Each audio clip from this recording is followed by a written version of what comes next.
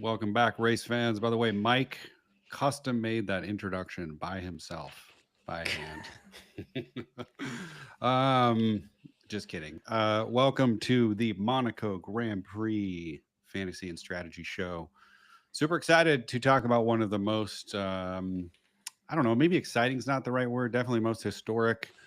Um, you know, let's call it pageantry at this point, but definitely one of the most amazing visual races of the season. Lots of history. We're excited to talk about our lineup strategy today.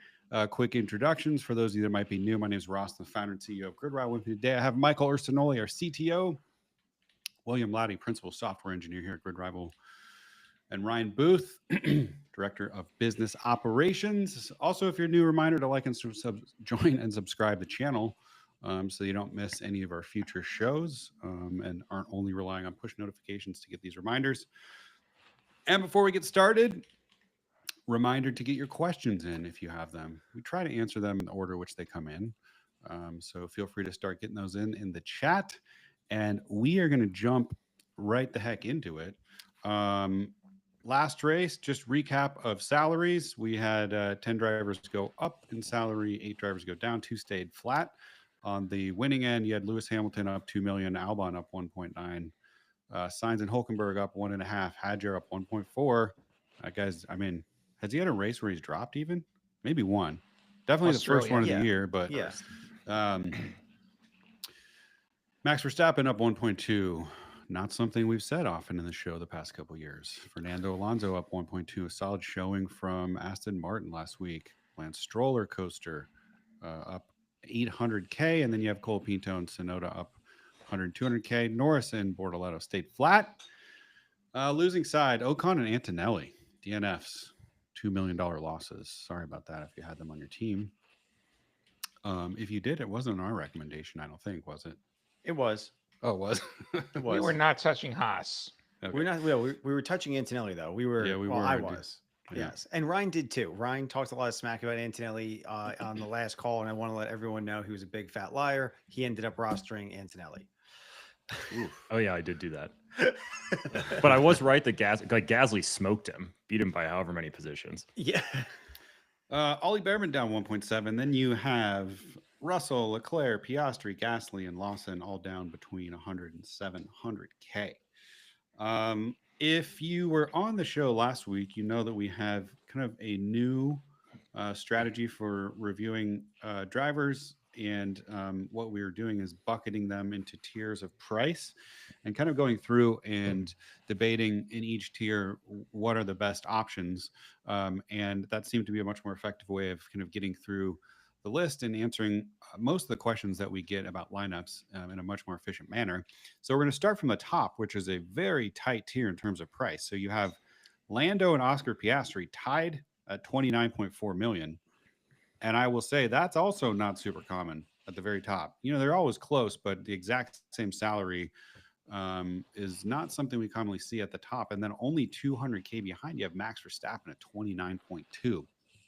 I'm pulling up my app to see 8 race averages, but any immediate, I think like yesterday on the IndyCar show, I liked our format of who are we not signing in this group first, and then who are we signing? I mean, there's probably a clear standout. So let me read off the 8-point averages just so you guys know. You have Norris at the top of this list at 163, Piastri 167, Verstappen 165. So going into a race where Monaco's very different, lots of walls, I think experience pays the bills here. How are you guys deciding this? Because if this wasn't Monaco, I think we'd be most likely clearly putting a McLaren above Max Verstappen, but I think this is kind of a unique circumstance. Well, it's Monaco, so the pole sitter wins the race most of the time, right? So you're looking for outright quali, which is very, very hard to beat Max Verstappen. I think the McLarens are the only ones that have the pace to beat Max in a one-lap quali just straight up right now. But you also, in my opinion, can't count out Leclerc at this track. It is his home track. He does do well here. But the Ferrari is my last choice like right now with the car's performance. But yeah, I'm not going Mercedes. I'm not going Russell or Antonelli right now. Those are my avoids. My signs would be Verstappen or the McLarens. For also for some data, Piastri beat Norris here on pole last year by 2 spots, um, basically by almost exactly a tenth of a second in both Q1 and Q3. So Piastri actually was quicker here than Norris. And I think generally the sentiment is also potentially faster than Norris. Verstappen last year, did something happen? I don't remember back to a year ago, but he qualified sixth here last year. Slow. Yeah, Yeah. Ferrari was slow. better last year. Yeah. It's like of the top tier. I still like Piastri the best. I Yeah. don't think anything actually changes. Like as far as the top tier, like it's like you said, Ross, who's the threat in qualifying? It's down to Verstappen versus McLaren every qualifying now. So I like Piastri, Verstappen, and Norris in that order. I think Piastri's had a little bit more pace. Norris got him last week because they strategized very bizarrely with Piastri. And I think that's the one wrinkle this week. It is mandatory that you make 2 pit stops. I believe they're requiring all 3 compounds be used, if I'm not mistaken. I know for sure there's 2 pit stops mandatory this weekend. So we'll see if anybody does anything different. We'll see if a safety car happens at the right time, if a red flag happens at the right time or the wrong time. But that's my pecking order for now. McLaren's got the fastest car, but Max can figure out qualifying better than most. Yeah, I'd say my head's in a little bit of a pretzel with the mandatory pit stop stuff. It should shake things up a little more than we've seen in the past, but I think that's something we'll get to further down the grid when you've got people out of the points just trying to get weird with strategy because you have nothing to lose. These three should run pretty much normal races. I gave stupid names to all the tiers. This is the tailored suit tier. It's really expensive, but you have to have one. Yeah. I like that Otherwise, name. you look like a bum if you don't have one. I'd say Piastri is probably the top choice, then Norris, then Max. I know Max has shown a lot of prowess in qualifying, but I just think that Red Bull probably doesn't look that great here in Monaco, and I put him behind those two, and they're all the same price. So it's the McLarens for me with Oscar number 1. I would agree for sure. Next here is also very interesting. So we have not again 3 drivers. You have at the top George Russell 26.8 million, Hamilton 24.2, Leclerc 24. As we know, Leclerc qualified first last year and won the race. Let's see, last year, it's hard to make a comparison. Last year, Hamilton's on a completely different team, but Russell last year got fifth. He beat Hamilton in qualifying. This one's tough for me because Leclerc is the low price leader of these three.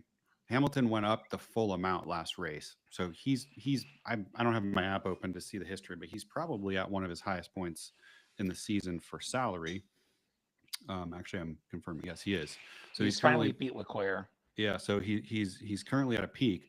But then you have then you have Leclerc, which is this is a home race for him.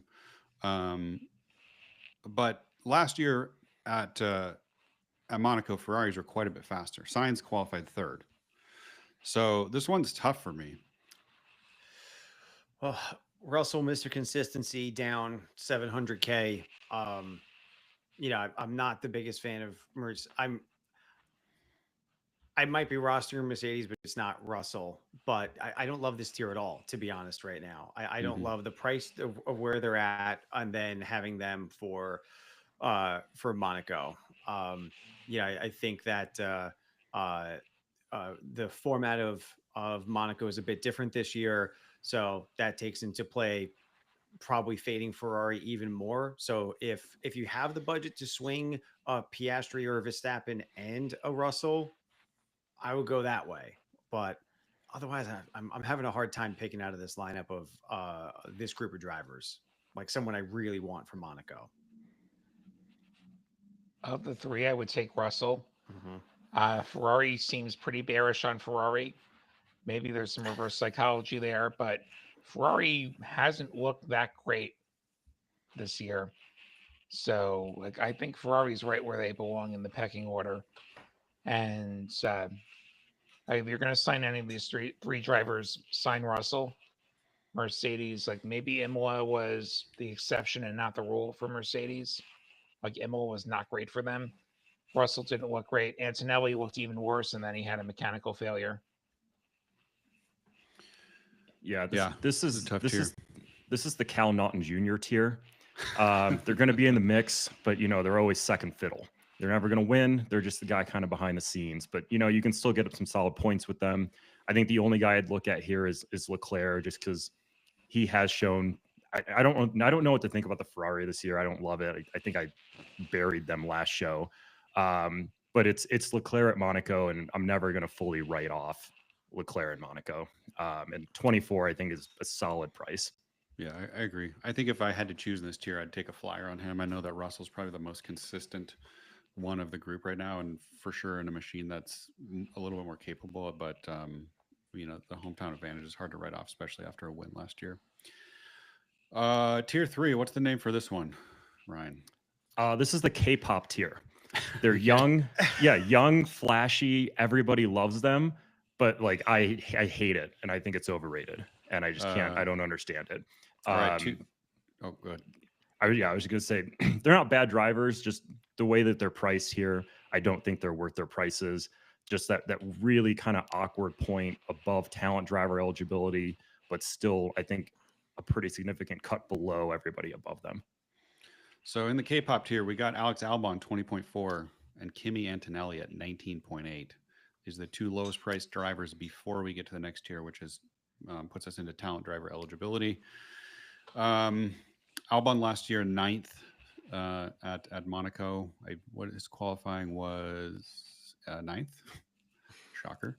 And then Antonelli DNF'd in Monaco. So I think always a little bit of risk to take a rookie at DNF'd in Imola.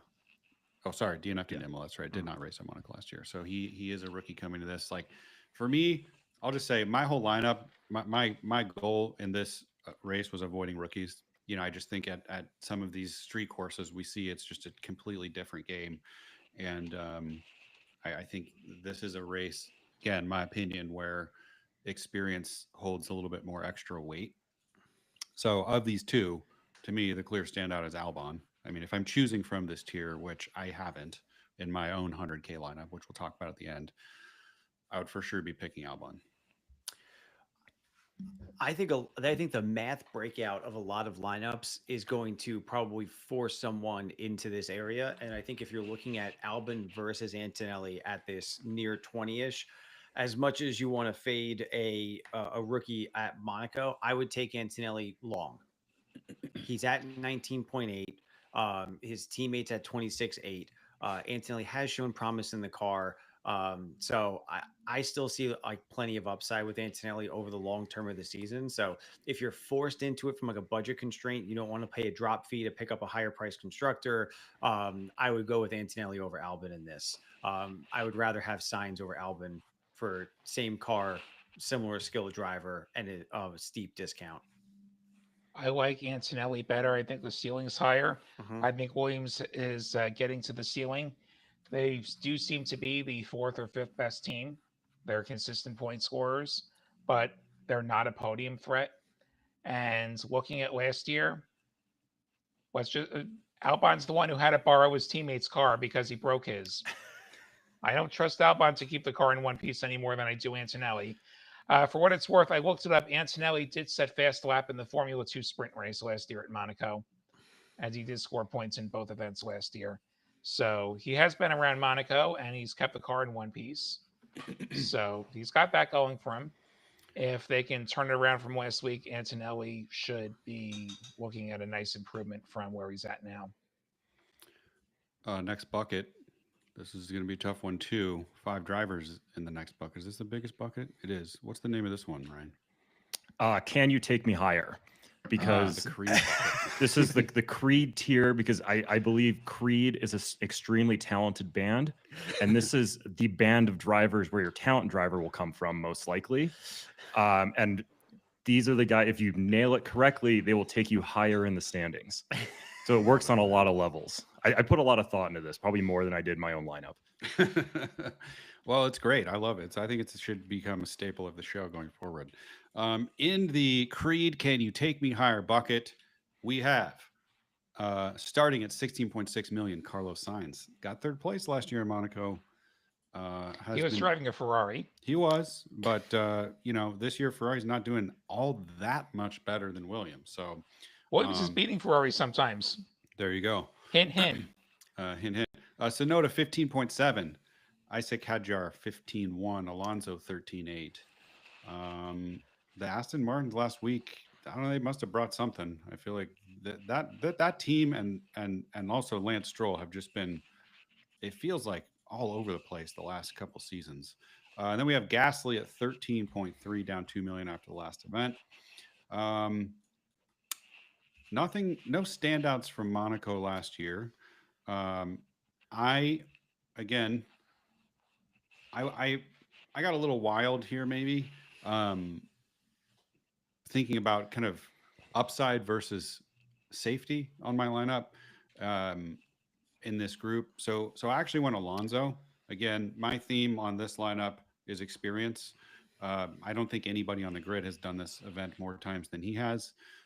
So I think he is capable of getting to the end, setting a solid qualifying time relative to the machine that he's in. I know that last year he did not make it out of Q1, but I have my hopes up for this year. Guess I'll go next. So I think the best driver in this tier is going to be Carlos Sainz Jr. So he's still at a discount relative to his teammate. Imola showed that he is getting closer to Albon as he gets used to this new car. I think Sainz is another driver you can trust to have a solid day. So I like him the best. And next best, I would probably say Pierre Gasly, given that Alpine has shown us that they're not last anymore, or ninth or eighth. Like Alpine, I think there is room to grow value-wise.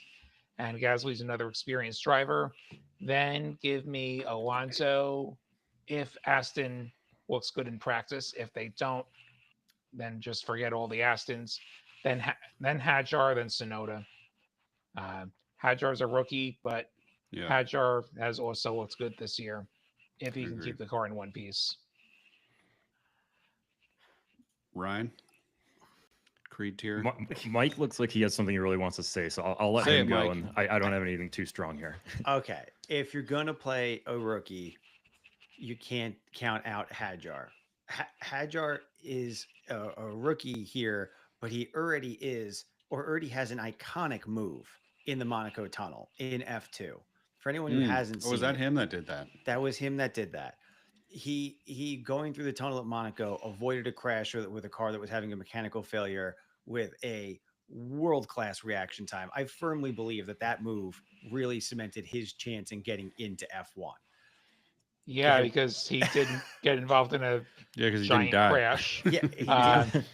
For what it's worth, 8th and 2nd for Hadjar last year in the sprint and the feature, respectively, in F2. So he beat Oliver Behrman. He beat Kimi Antonelli. He beat Gabriel Bortoleto in the feature race last year. He beat Franco Colapinto. He beat everyone. He had a great F2 season and did well at Monaco. If you're telling me a rookie avoided a incredibly likely crash at Monaco, that's the rookie I want to have in my lineup. I wish he was like a million or two lower because he just went up 1.4. I wish that didn't happen. But if the lineup math makes sense, you're locked out of Sainz. I'm signing Hadjar in this tier. Yeah, not much else to say about Sainz. Pretty clear standout. He's going to be a great talent driver selection. He should be strong here. I think I like Fernando Alonso for the first time this season, which it still feels weird to say out loud, but you got experience here. The Aston, speed isn't everything here, and I trust him. Yeah. And I also still think Gasly. I mean, I was high on Gasly last week, not quite as high this week, but I still like him. And then Hadjar and Sonoda are going to be two guys that I'm not on any lineups for me. No love for Hadjar. It's crazy. He's just nervous, man. It's a rookie. Give me I would Alonso for cheaper. Here's my deal on Hadjar. He's a rookie. It's Monaco. I get the reaction time thing. I get he's in my opinion probably the most talented rookie on the grid, or certainly at the top. I think first of all, I think if I had to choose a rookie, he's probably the one I'm choosing. But I also think he has gone up in value almost every single event this season. So if I was going to go Hadjar, I'd be wanting to go long on him, hoping he does well in Monaco, but then there'd be continued upside. But this is his salary for the season. Mm-hmm. Like that can't go forever, literally based off of the vehicle he's in. And so I think like he's getting really close to the potential plateau that V carb is going to take him to. So I love him as a driver. I think he's been ultra consistent. I think he's going to have an incredible future in the sport. But I just feel like I don't want to take him short term because it's such a risk to sign a rookie at this track, and I feel like I also don't want to take him long term because his upside is, I think, dwindling. In my opinion, I agree. I agree. The upside is dwindling for sure. That's why I said I wish he was a little bit cheaper, but he has the 1 lap quality pace to get into Q3, to get a good position, and he has shown in F2 and throughout the season he had. I believe he has the chops to make it through Monaco without it. There's going to be a DNF here, right? There's going to be a DNF from either crash or mechanical failures. I think there are three-car crash at Monaco last year. So it's going to happen. I think Hadjar survives that. And like, I don't want to lose value coming out of Monaco from the DNFs. Like I think that's what we're trying to optimize for, is like, you don't want rookies because you don't want to lose value coming out of Monaco with a DNF. I'm just saying Hadjar is safer than you think. Right. I do think he's safe. All right, let's get to the next tier. Ryan, hit us. Ring Around the Rosie tier. Oh, It's kind of a cute little fun song. I think people are going to try and get cute with it with these drivers. But the song's actually about the Black Plague. And I am avoiding these drivers like the plague. Very creative, Ryan. Wow. This is a new side of you. Yeah. All right. In the Black Plague tier, we have Esteban Ocon, 12.1. Oliver Behrman, 10.9. Both of those dropped 2 million last race. So if there's any argument, it could be that maybe there's some value. Now, Ocon both DNF'd in Imola and DNF'd last year in Monaco. So just, food for thought. Nico Hulkenberg, 9.7 million. Liam Lawson, 9.6. So I'm going to start off. I mean, to me, I may or may not have put Hulkenberg in my $100 million fresh start lineup, only because, first of all, you need to find people, if you're starting from 100, you don't have the luxury of not picking from some of these lower priced drivers. But again, in terms of consistency, I think Hulkenberg has just never gotten the credit he deserves as a driver. I mean, he's done so well relative to his teammates for the last 4 or 5 years, and so I wouldn't be adding him for more than a couple races. But I do think out of this tier, he's the one to me that stands out. If I'm thinking about who's most likely to finish this race, who's most likely to outperform their current salary, the car they're in, who's most likely to beat their teammate, he's the clear standout. I don't think Oliver Behrman, or I don't think Lawson's going to be Hadjar. And then you have the two Haas's, and I think those are kind of a toss-up. I agree. I think Hulkenberg is the highest skilled driver in this group, and it's an equipment problem, not a lack of talent problem. But on $100 million lineup, or a lineup at even south of 100 million, there's a high likelihood you're signing someone down here. So I think the recommendation probably universally will be Hulkenberg, even though he's in a Sauber. Go ahead, William. I'll go the other way. Like, I like Hulkenberg the least because he's in a Sauber. Yeah.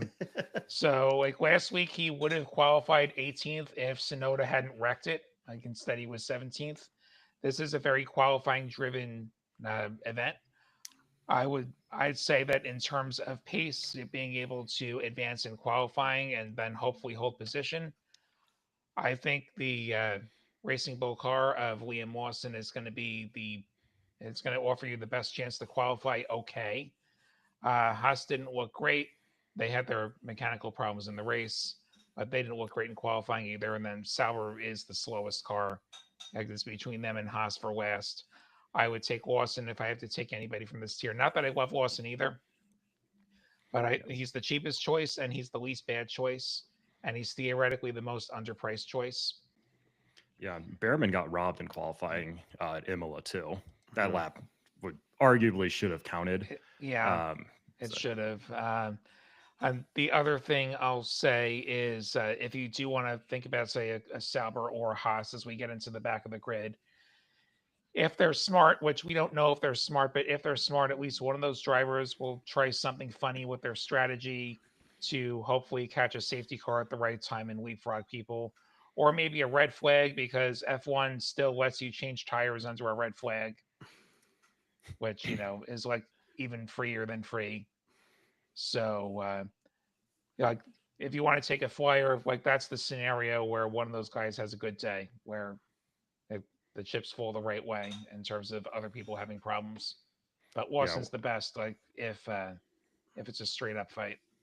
Right. One of these teams will do something wacky, and they should, because if you're running 14th, like why not pit on the first or second lap, or try and run the whole way and pit on the second to last lap? Like you should do something weird. Who cares if you finish 18th versus 14th? But maybe you nail it. Like William said, you get the yellow at the right time or a safety car at the right time, and wow, all of a sudden you finish 7th.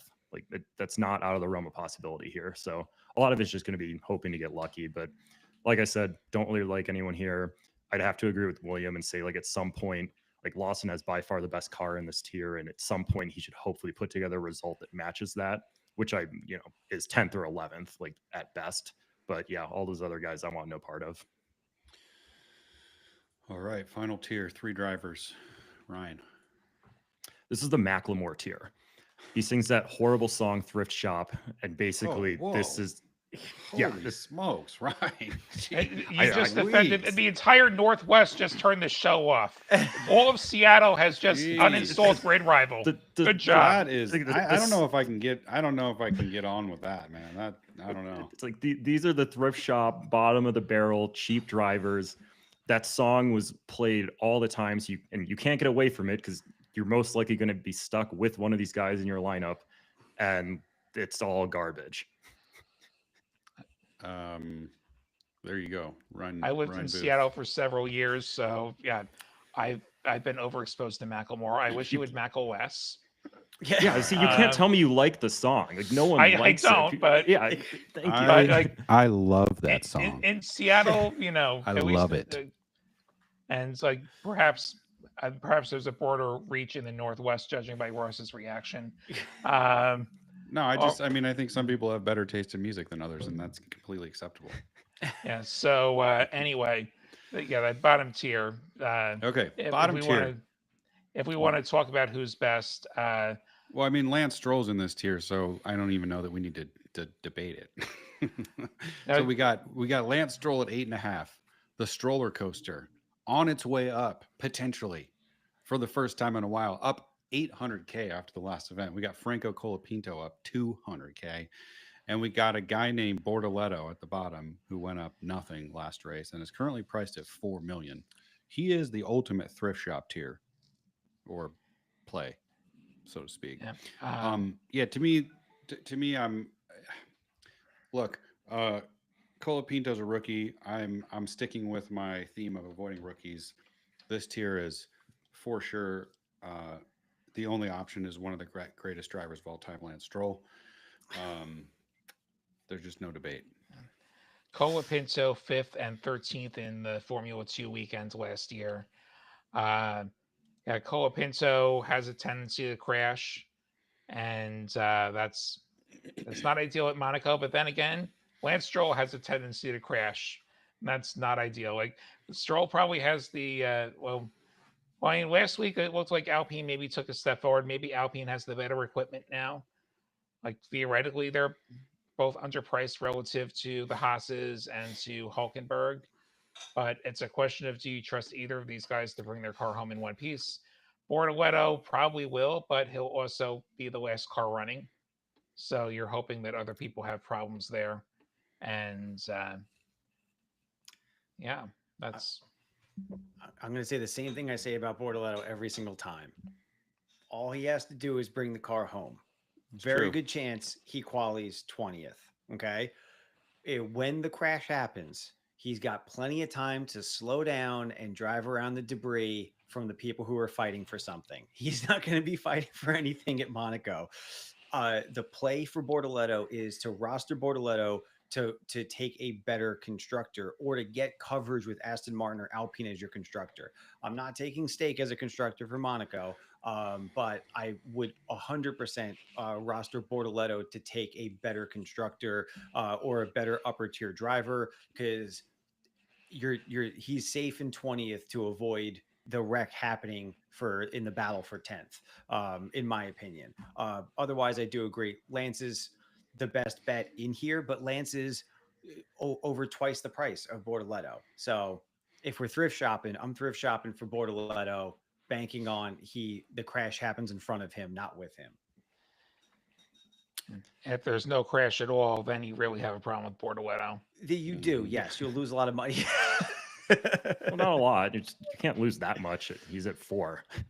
You could lose. You could still lose close to 3.1 divided by, what are we divided by 4? 4.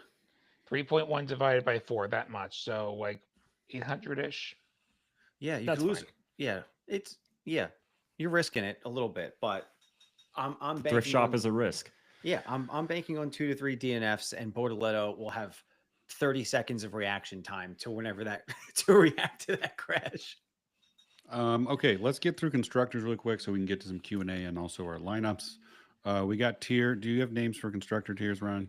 I did not name the constructor tiers, but I can work on that for next week. It's okay. We got a tier all by itself, which is McLaren at 30 million. So if you want to sign a top team, I don't think you're going to see any of us be doing that. There's really no upside for McLaren if gaining value on your team is still important to you, but 30 million. And then the second tier is pretty filled. We have Ferrari, Mercedes, Red Bull, and Williams, range of 23.4 to 20 million. If we're purely looking at the statistics of 8 race average points, Mercedes is a standout. So Ferrari's at 132, Red Bull 138, Williams 128, but Mercedes is at 150. So worth noting, they also dropped 2.4 million after the last event. So without doing much more digging, that to me seems like the standout of this group. Definitely not. I'd be avoiding Ferrari. I'd be avoiding Red Bull. Williams has been looking great, obviously, but and they're 3.3 million less than Mercedes, so that would be one consideration. I think either of those two would be my picks. The question is, does Mercedes continue to have the problems that they had at Imola with the pace? Yeah. If they're looking better in practice, we can get back on the Mercedes train and should find some value and probably a good number of points, probably second best in McLaren. And then I like Williams slightly better than Ferrari. I like Red Bull the least because they are a one-car team as long as Tsunoda keeps crashing. Any other quick feedback from you, Michael, or Ryan? I'm staying away from these constructors. If I had to take one, I guess Ferrari or Mercedes. I still think Ferrari might be able to put something together here again off the back of Leclerc. It's never Red Bull. I think Williams is overvalued, and Mercedes is just kind of there. Yeah, my only advice here is that avoid the top price constructors for Monaco, but you're probably going to hear me going long on a constructor soon because there is a lot of upside for the number 2 constructor for the rest of the season. The top constructor value is 30 million. Mercedes is at 23.3. So, and constructors can go up 3 million or go down 3 million per race, right? So with Russell, Mr. Consistency, and Antonelli being, rookie on the street course, but I'm still considering rostering him in a couple of lineups still, or I'm not dropping him in lineups that I have. I think Mercedes has a really good chance, but I'm not for the strategy for Monaco. I'm not signing Mercedes for Monaco. I'd rather have a better driver lineup than a constructor lineup right now. Since we're discussing constructors and next week, I would also have a hard time committing to McLaren beyond this week because there is a technical directive coming in with the Spanish Grand Prix next week, where they will be doing much stricter tests on flexi wings or making sure that they're not too flexi. And we'll see if McLaren gets bitten by this or not. They swear that they won't, but the proof's going to be in the pudding when we get to practice next Friday. So it's possible that they get caught up too, just because they have to make some changes. Next tier, let's go rapid fire here with our answers. We got Racing Bulls 13.5, Aston Martin 12.8, Haas 11.8. I'm going Aston. They seem to have figured something out last week. As much as Lance Stroll is, always a question mark, I think Fernando Alonso is not a question mark at this event. I don't like Haas, and RB is, I think, the stable pick maybe if you're going long. That's how I'm calling it. Yeah, Aston I think is the only choice here. Not a great one, but that's just process of elimination, and I eliminate the other two. Aston, if they look good in practice, then Racing Bulls. Don't touch Haas. I actually like Alpine better than Haas. Same. I like Alpine better than Haas, but I like Aston Martin in this tier as well. But they already just went up 1.9. So yep, it's true. If they found something, they'll go up again. Yes. Sure. Last tier, Alpine and Kick Sauber. Alpine 9.8, Kick Sauber 7.2. I think either of these is a risk. I'm guessing none of the four of us have one of these on our rosters, but I could be wrong. Alpine. I have Kick. Just wait. Just wait it out, dude. Just calm down there. If I sign Kick, it's because I'm trying to reserve money for a better driver. I mean, that's the only reason I would do that. So I'm guessing that will be reflected in Ryan's lineup when we see it. Any other feedback? And then let's get into some Q&A. I think that Kick's going to try something. I think they have to. They're going to be running, probably both cars are going to qualify 15th or worse. Why not try something weird? If it doesn't work, they're going to be exactly where they started. And if it does, maybe they steal a few points and they're super cheap. So that's why I like them here. Got it. Only way I'm taking Sauber is if I can't fit Alpine. Alpine's ceiling is way higher. Let's do some Q&A. At the top of the list is Mark Zuckerberg. Mark Zuckerberg is in the chat. And he says, rate my minimum point lineup. Stroll, Hamilton, Ocon, Yuki, Lawson, Aston Martin. I feel like that's like a 4 out of 10. Maybe a 6, somewhere between a 4 and a 6. I don't know. Just like Ocon. Is he trying to score minimum points? Yeah, trying to score minimum points. By the way, how crazy would it be if this was the real Mark Zuckerberg? Now, I'll give him some credit. He's trying to score minimum points without loading up on Sauber, so I give him credit for that. I would say, yes, Sonoda's a crash threat. I think you need Cole Pinto on there just because he could crash. And that's the biggest change I would make. A Stroll is a solid choice to crash. Lawson will be very mid. Hamilton's an intriguing choice. Yeah. I think we can find some other drivers at that price tier who are more likely to crash. All right, let's scroll down. I think some of these questions we've answered already in our review. Let's go to Anhrox, GridRival power user. Which drivers do we think are still undervalued? Number 2, which drivers are overvalued or at their ceiling? Same question for constructors. 4 best talent drivers out of all the options. Let's just go through these quick. Anything else he needs? Yeah. She. Let's see. Overvalued? Max? Not at Monaco. That's an interesting take. I don't think Max is overvalued. I don't think he's. I think he's overvalued. He's the same price as the McLarens, and I think clearly worse. I would say he's. I think he's for sure at a cap. Yeah, he's at the ceiling. I think if anyone's overvalued in the above talent tier, it's Albon. I think Albon's getting a little overheated. I don't know. I don't feel like there's there's nothing on this board that to me is like, wow, that's the clear. And Haas looks like garbage, so they're probably overvalued. Yeah, Haas might be in trouble. Undervalued. Pure numbers, it's probably Antonelli, even though I don't like him in that price range just because it's above talent. But he's probably like 20, 22, 23 million kind of guy after he puts things together. I think if the Aston Martin, if last week at Imola was such, or was it 2 weeks ago now, or last week was some indication of an upgrade they brought, they could be undervalued. Yeah. Once we get past this week, I would put Tsunoda in that category. Yeah, For I was just now, going to say I that don't trust too. Tsunoda.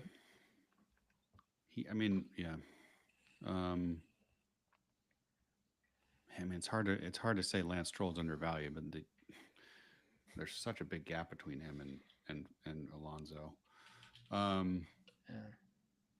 Best talent driver. Signs. I feel like for me it's for Sainz or Alonso. Signs, depending on practice, either Alonso or Gasly, and then Hadjar. Let's see. Next question. Yeah, Matthew fell for the Formula Fakers post about Leclerc. Leclerc did not have his appendix removed.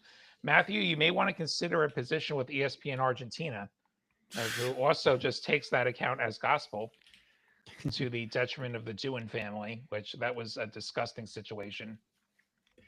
Well, Ben Penfound says, can anyone tell me how many people use GridRivals? Over 100,000, Ben. Yeah, they're playing F1, they're playing IndyCar, they're playing NASCAR leagues. We got leagues in all those sports. We've also got the paid game if you're in certain parts of the U.S., some real money contests on those series, and a bunch more. Okay, I think we're good to go through our lineups. Might be some couple more questions we can get to at the end. So I will go first, and I will give some context, which is this was rushed, and I probably will make some changes, but I want to be true to the show and not change it. So this is what I came in with, and this is wild. There's going to be a pretty huge flyer in here. So this is you'll see. So I'm going at the top at the tuxedo tier. Is that what it's called? I got Oscar Piastri for 5 races. Anytime I sign a tuxedo, I'm usually long on them. You know, it's a points play. I'm not expecting value. Probably a contrarian play to the rest of you based off of conversations. The next driver I'm putting on my lineup is Charles Leclerc, just because hometown advantage, whatever you want to call it. I would do that for 2 races, just because, you know, should he not finish as well as I expect, I want another race to be able to potentially have him recover the value. Fernando Alonso, talent driver. Nico Hulkenberg, again, all expertise plays. 2 races, and I'm doing it. I'm doing it again. I always do this to myself. I'm putting Lance Stroll in my lineup. I can't not do it sometimes, and I have to try. I have to give him I can't not give him a shot. I'm hopeful. I'm hopeful that this roller coaster is on the way back up. I'm signing him for 2 races, and here's where it gets crazy. I'm going all in on Aston Martin. And I got 9, so that gives me 1.8 million left in the bank. Now, my gut is if I were to change something, I might shift Leclerc off and, you know, bring something up from the bottom more into that mid, like maybe drop Stroll and get Sainz or you know, Tsunoda or something like that. But I will be watching practice, but that's what I came into the call with. I don't think you're too wild on that. I think you're going to hear. I think there's a decent amount of Aston Martin and Alpine and Stroll going to be mentioned in the chat in the group here. William, let's hear it. go ahead. All right. So, top of my lineup, I have Oscar Piastri. Like I said at the top of the show, I like him best among those top tier drivers. I think he's a threat to win every week. I'm happy to sign him up for 5 races. Next up, my talent driver, Carlos Sainz. Make him the talent driver. Williams is looking pretty good, and Sainz is improving and catching up to Albon. So I like Sainz. Next up, Isaac Hadjar. Yes, there's the rookie threat, but he is a capable driver, and if he can avoid trouble, he should have a good day. He should be fighting for points most weeks now. Then I've got Fernando Alonso. Hopefully, Aston Martin lives up to what they did last week. If they do, Alonso has room to grow and also should get you a nice point haul. Pierre Gasly, same reason. Alpine looked better, and there's some upside there. Alpine's my constructor. That's a total budget of 98 million pounds. I like it. How about Ryan? Wow, I thought I was going to be the only one on the Astons. I have Alonso and Stroll on the team and I'm going with Alonso as talent driver as a little bit of a contrarian play, thinking that not a lot of people are going to have him, and the ones who do are probably not putting him as talent driver. I'm going with Leclerc in the home race. Why not? I think he'll be stronger than most people expect, and I think he's at a pretty good deal at 24. I do still have Sainz on my team, someone who will be strong at a good price point. And again, obviously, a very clear talent consideration. I'm going with Alonso for now, but Sainz should be on everyone's radar. And then Piastri is my blue chip top guy. And constructor, I went with Kick for the reasons I mentioned before. I think they might try and get a little frisky with the strategy, and maybe it pays off, which would be awesome. Maybe it doesn't, which, I'm expecting them to stink anyway. So not really a huge loss. That leaves us with Mike GP. Muted himself. Muted Mike. Mute GP. Oh, sorry. I have very little carryover with your guys' lineups. So this would be the contrarian lineup to what you guys have. Very little carryover. Max Verstappen leading off with him. Oof. I like it. I get it. Generational talent driver. Also home race in a way. He lives there. But has lived there for he's lived there for a long time. They all live there for tax purposes. Actually, a few don't. Lawson doesn't. Gasly doesn't. Sonoda doesn't. A bunch of them actually don't. But all the ones that don't have tax problems don't. Yeah. Or families. If you have a family, you live in Switzerland as a tax dodge. Yeah. I'm going. So by Max Verstappen, Kimi Antonelli. I'm going. I've got some rookies on this lineup. 19.8. I'm going long on Kimi, taking 5 races. I don't know if Monaco is going to be the place he pops 2 million, but I think that he's got the equipment and the talent. Carlos Sainz, talent driver, only 2 races because he's very close to not being talent driver eligible anymore. Isaac Hadjar for the tunnel move. Also, he qualities well, and that's what counts at Monaco. Then Lance Stroll. I'm on the stroller coaster here with $100 million budget. You got to go for it. I think he has the highest ceiling out of the rung of drivers that he's currently in. And then Alpine for constructor, because I wanted some exposure to Alpine, and that's 99 million pounds. That is definitely different. It's very different. But sometimes you gotta get the points that no one else is going after. We should start like a league and get these all in. That's just for this, just to see how each of these do. This is heavily pay attention to practice. Every week you should, but especially here because it's going to come down to who has pace and who qualifies well. So yes, watch practice, make your lineups based off that. We're out of questions. Are we done early? Holy smokes. Look at how efficient we're getting, guys. No more questions. How could that be? Well, I think because this new format, I think answers things so much better. Anrox had another question, said AB between these two lineups, Russell, Leclerc, Albon, Sainz, Gasly, Kick, or Russell, Piastri, Alonso, Sainz, Gasly, Kick. B. Yeah, I like B a lot better. Mm-hmm. I like Piastri way better than sure. Leclerc. Mm-hmm. And Yeah. like we said before, Albon might be getting overheated. Mm-hmm. He's at the ceiling probably.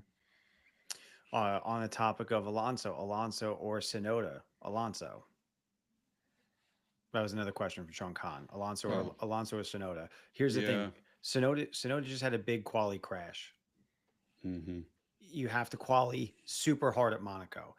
If Sonoda is coming out strong in FP 1, 2, and 3, I might change my mind there a bit, but not really. Like, he just came off a big quali crash. He's not looking to do that again, and you have to quali super hard at Monaco. Also, they announced that Sonoda will not have the same cars for Verstappen for at least the next few races. So whatever upgrades are coming are going to Verstappen only, which makes sense. Red Bull, I mean, Horner came out and was like, we're focused on the Drivers' Championship, which, duh. But, to come out and say it is telling as well. They know they're not winning the Constructors, which I guess they don't mind losing out on the money. Like, the Constructors get paid on the Constructor points, not the driver points. We got a hashtag justice for Logan in here. Ryan, Let's go. Make it feel good. That was probably when I was giving my Albon take. Oh yeah. Where is Logan these days? He racing at all? No, He's racing the Weenie 500 tomorrow. Stop. Are I you wish serious? that were true. No, I wish. Oh man, that would be wild. Yeah, Carb Day at Indy Motor Speedway, like there's an Oscar Mayer Wiener race. Mm-hmm. We can't have the Freedom 100, but we can have that. We can have hot dogs. And Ross gave us all permission to drink like it's Carb Day tomorrow during the day. Correct. Yep. You heard it here. I think that's the show. So we're going to call it exciting weekend. We only talked about F1 today, but gosh, we didn't even mention that also is the Indy 500, the greatest spectacle of motorsports. Going to be an amazing event. If you're not in an IndyCar league, you're missing out for no other reason that IndyCar is paying the winner for the season. I think it's $5,000. We are the official season-long fantasy app for IndyCar. So join an IndyCar league. Make some picks if you're in the states and in one of the states that are eligible to play. I don't have anything else. If you want some ideas on an IndyCar lineup, we did a show yesterday. You can find that on our YouTube channel, GridRival. Mm-hmm. We did. We will see everybody. What's the next race? Spain next week. In a week. Spain. We hope everybody enjoys this weekend.